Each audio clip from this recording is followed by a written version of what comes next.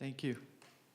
So this is such a treat. I want to thank Michael and Ward, the Goldbergs, the whole RYR-1 organization. I can't tell you how fun this is, meeting all of you. And it's actually, I've been doing this for like 25 years. I've given so many talks. This is the first time I've ever given a lecture in a t-shirt. And it feels really good. And I think I'm going to keep doing it. So, okay, so I'm lucky enough to be at the Children's Hospital of Philadelphia. And there's my email if anybody wants it. And I'll show you another slide later with it, and you can email me. And there's, for those of you who really have no life and do Twitter, I occasionally send out tweets too. So let's see. We could coordinate all this stuff here. So I belong to an organization called MHOUSE, which stands for the Malignant Hyperthermia Association of the United States. That's our logo. This is Henry Rosenberg. He's our president and longtime MH expert, probably one of the most famous faces of MH in the world. And he and I had been good friends for a long time, and I was one of the consultants on our hotline, which I'll explain to you in a few slides. And a few years ago, he asked me if I would take over as the first, sort of the head of this MH hotline, the medical director. And I said, well, Henry, I'm really swamped with work. I've got all these things going on. I don't really think I can do that. But then what he said is, well, I'll tell you what, I will double your salary. I said, well, really? Okay. But then I realized that there was no salary. And so I guess there's no disclosures. Okay. So what I want to talk about today is just give you a little bit of an overview of what is MH, or MH is what we commonly call malignant hyperthermia. Hyper, not hypo. And what's its link to RYR-1? I want to talk to you a little bit about our organization, MHOUSE, and also the North American MH Registry. We have Barb Random in the audience today, and she runs that. And hopefully, if you don't know her by now, you will by the end of today. And how to have a general anesthesia without getting MH. So I was asked to talk about MH here, but the reality is that because of all of you here in this room knowing about your RYR-1 mutations, you will hopefully never have MH. At least not while anesthetized. So I really want to make this talk mostly about how you all can have anesthesia safely. So this is Michael Denborough. He's the gentleman that discovered MH and categorized its inheritance patterns. He unfortunately passed away in 2014. And so what happened was that he was in Australia, and he was an internist with a specialty in genetics. And he heard about this patient that was admitted to their hospital. It was a young man who had been in a car accident, and he comes to the hospital, and they're about to do emergency surgery on him. He says, no, wait, don't. And they're like, what's going on? They said, 6 of my relatives have died during anesthesia. So please don't give me any anesthesia. And they're like, no, don't worry. You'll be fine. We've got this new drug called halothane. Well, of course, halothane is an old drug now for us. But we know that halothane, along with all the other anesthesia gases, cause MH. So, and they didn't have the antidote in those days, dantrolene. So they said, don't worry, we've got this new drug, halothane, you're going to be fine. And they put him to sleep, and guess what happened? He started getting MH. And so, of course, they immediately turned off the halothane, and they bathed him in ice, and they were able to save him. And Mike Denborough had heard about this young man, and he started to investigate his family and put all the pieces together and with a pedigree and determined that of its inheritance patterns. And that was published in the early 1960s. And things just sort of, rolled from there, and we've made a lot of progress in this area. So, some important MH principles. There are 2 kinds of anesthetics, commonly used anesthetics. We use them every day, that cause MH in people that are susceptible. You become MH susceptible by inheriting a mutation. The most common mutation is an RYR-1 mutation on RYR-1. So any of the anesthesia gases, I just put up a bottle here of sevoflurane. That's the most common anesthetic we use for children. There's 2 other kinds of anesthesia gases. The names aren't important. They're called isoflurane and desflurane. But the main thing to know is that it's all the anesthesia gases that are associated with MH. But there's also another drug here, and I touched on it a little bit yesterday in the Q&A, and that's called succinylcholine. Succinylcholine is a muscle relaxant. it makes you instantly paralyzed. And like I said yesterday, that sounds kind of creepy if you're not an anesthesiologist, but it's actually a really good drug that saves people's lives every day because it relaxes your muscles, and it does it instantaneously. If I give it to somebody, literally within seconds, their entire body relaxes, and I can breathe for them and save their life if I need to. But this drug has also been associated with triggering malignant hyperthermia in susceptible patients. So those are the two main drugs that you cannot receive. MH has also been associated with people under extreme heat or exercise conditions, or sometimes for no reason whatsoever. It's pretty rare. I'll say a little bit more about it later, but I know it has happened to at least one family in this room, and that it's rare, but it exists. Okay, so a few years ago, I was lucky enough to get an article published about MH in JAMA, the Journal of the American Medical Association. And one of the nice things they do for authors is they assign a medical artist to help you. And so this great artist here from Hopkins, close by, drew some really nice pictures of MH for me. And I'm not going to go into too much detail here because I know we learned a lot about that yesterday, but I just wanted to show you some important principles. So let's see if I can magnify this a little bit. So normally you have an action potential that causes your muscles to move, and it involves sodium and potassium and calcium like we learned about from Dr. Dirksen yesterday. And so all that is great, but if you have a problem with your ryanodine receptor, then it doesn't work as well as it could. So yesterday we learned that it could be either leaky or too tight. The thing about anesthesia here is that, so here's our butterfly-shaped ryanodine receptor, which we saw so nicely yesterday. These little purple dots are the calcium that comes into the middle of the muscle cell. Now normally, without this mutation, the ryanodine receptor opens and closes and lets in just the right amount of calcium. But if you have a mutation and you're exposed to anesthesia, to one of those drugs I showed you before, then this ryanodine receptor will stay open. It will stay open, and too much calcium will come into the middle of the muscle cell. It will cause too much muscle contraction. And when that happens, we don't call it contraction anymore. We call it a contracture. If that happens, the muscle cell then burns up all its energy, all its ATP, and the muscle cell dies. And when a muscle cell dies, it releases some bad things that shouldn't be in the bloodstream at very high concentrations. So the most important one is potassium, and there's another element called, a compound called myoglobin. Both of those can injure the organs of the body. And what eventually ends up happening during an anesthetic is that you get a lot of things that you shouldn't have happen to you under anesthesia that hopefully your anesthesiologist will notice. So your heart rate will go up, your breathing will go up, the amount of carbon dioxide that you release. One of the monitors that we use in anesthesia is to see how much carbon dioxide people are breathing out. That goes way up. And the reason that it does is because your cells are becoming sort of a revved up state. It's what we call hypermetabolic. They're working too hard. So we'll see excess CO2 come out. The patient will become rigid from this contracture. And this whole process, while these cells are dying, they eliminate heat. So people will start to become hot. And you can become extremely hot. So hot that it starts to interfere with your body's processes. Now, almost, I would imagine every anesthesiologist that has been trained knows about MH and knows what to look for. So these symptoms are usually pretty obvious, if not right away, then after a few minutes to anesthesiologists. So that's what happens with MH in the operating room. And here's how it's related to RYR-1. So here's basically, this is called a karyotype. It's just your chromosomes.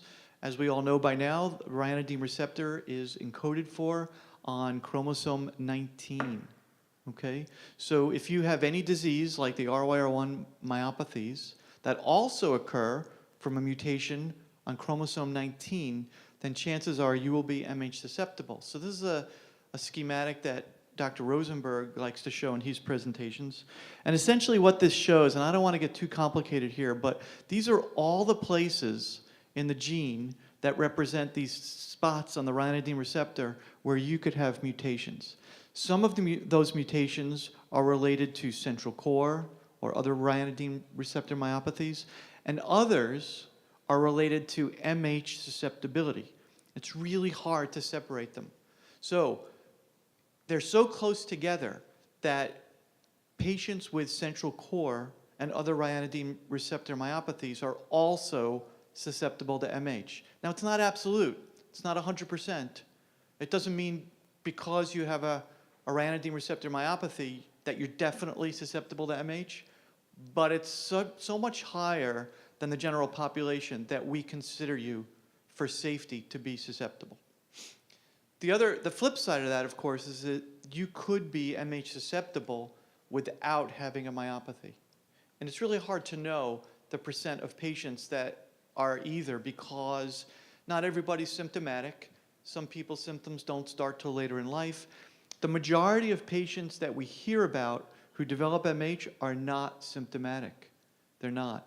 But then again, when you look back on their histories, sometimes you can find subtle signs of muscle weakness that they actually never even knew about. So enough basic science for now.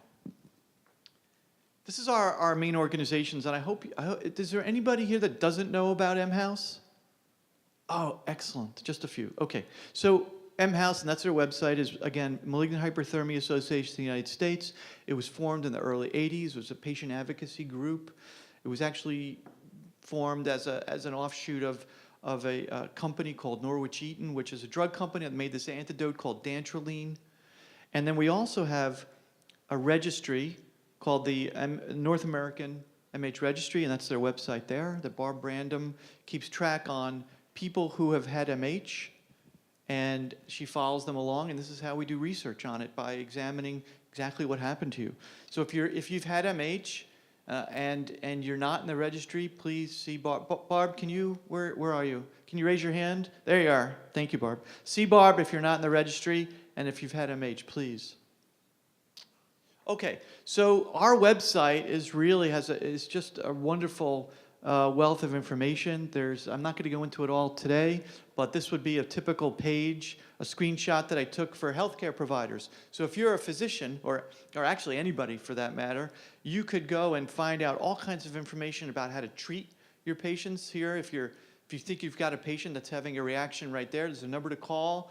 We staff a 24/7 hotline. We never close. There's always someone available to guide you through how to treat your patient. But if you're a patient, then we also have lots of information for patients and their families about malignant hyperthermia. So it's mhouse.org. We have a hotline, which I mentioned that I'm the medical director of. Any given moment, we've got 3 or 4 hotline experts, people who are experts in malignant hyperthermia, to take your calls any time of the day or night if you have anything urgent. If it's not so urgent, we'll get back to you in normal hours. This is a screenshot I took. It's a Google pin map of the calls that we received in 2015. And you could see here, I mean, this is all over the country. There's no special place that it occurs. We get calls from everywhere, except, of course, like, Wyoming, because there's just no people in Wyoming. But, it's from everywhere. I wanted to say a little bit about Awake MH. I know we talked about it a little bit yesterday, so without going into too much detail about individual case histories, well, I will tell you one story, and that is and it's because it's someone we knew. A pediatric anesthesiologist was visiting her sister in California. Her sister is a single mom, and she has a little girl.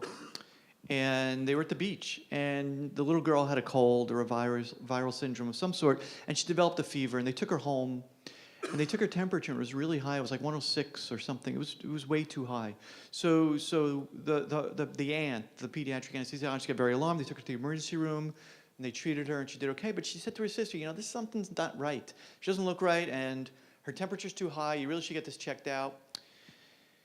In the intervening, so what subsequently happened was that the sister and the little girl, they moved across the country. They lived in Boston, and the same thing happened. And the mom remembered that the aunt said, hey, you know, this is not good. She shouldn't have this high of fever. It's dangerous. So she took her to the emergency room. But unfortunately, by the time she got to the emergency room, her temperature was really high. It was something about, you know, at least 107, 108. And she had started to seize then because of the fever. And unfortunately, she didn't make it. I took that call on the hotline. I was on call that particular day that she came in. And by the time she got to the emergency room, her potassium, now a normal potassium level is about 4, maybe 5 at the most. Her potassium was 12. And that's just not incompatible, that's not compatible with life. And so what happens is that we think that there are these rare cases of what we call awake MH, for lack of a better term, non-anesthesia related MH, where people for some reason, and we don't know why, will just develop MH under certain, I don't know, conditions like heat or exercise, or Barb and I were talking this morning, maybe it's a virus. It's just something we don't know about, because Barb does know about a patient from North Carolina that triggered without the heat or the exercise. So we don't know what causes it, but for all intents and purposes, it looks like MH in the operating room. So we don't know too much about it. We know that we have at least, what, 8 reported cases, or 8 cases that we know of now. So, what if you need anesthesia? Hopefully none of you here will, but let's face it, it's inevitable, it's gonna happen, that we will need surgery and anesthesia in our lifetimes. How can you be anesthetized safely? And the reality is that there's those 2 classes of drugs that I talked about, the gases and succinylcholine, but everything else is safe. I mean, I've listed a whole bunch here, and we'll make the slides available to everybody, but everybody can get all these drugs. The most important drug that you will get is right now, at least the way anesthesia is right now, is called propofol. It's an IV anesthetic. Michael Jackson liked it. And so if he had used it properly, he'd still be alive. We'd be enjoying his music. But any of these drugs are safe. So any of the narcotics, this is morphine. You know, there's steroids like dexamethasone. This is Tylenol. There's this vecuronium, which is a neuromuscular blocker. Nitrous oxide is safe. You can go to the dentist. Get as much nitrous oxide as you want. Go for it. I do. Local anesthetics are fine. Every other drug is safe. So let's finish up here. The bad news is, if you're here, you're susceptible to MH. The good news is, if you're here, you're protected. And why are you protected? Because we know. You're not part of the general population who have never had their genes, you know, sequenced, because the vast majority, almost all patients who develop MH don't know that they have the mutation. They come in, they get a regular anesthetic, and they develop MH. But you all here are protected. So you're actually safer. You have a higher safety coming into the operating room than the general population. If you've had MH, please see Barb and join our registry. And please join MHouse, or at least our Facebook group that Kurt runs. Let's sum up. So you cannot get anesthesia gas. These are the 3 anesthesia gases we use now: sevoflurane, isoflurane, and desflurane. There's not much difference between them, honestly. The important thing for you to know is you can't have them. Propofol. Propofol is the drug you can have and you should have. Now, there are other IV anesthetics that we use occasionally, but this is the main one now.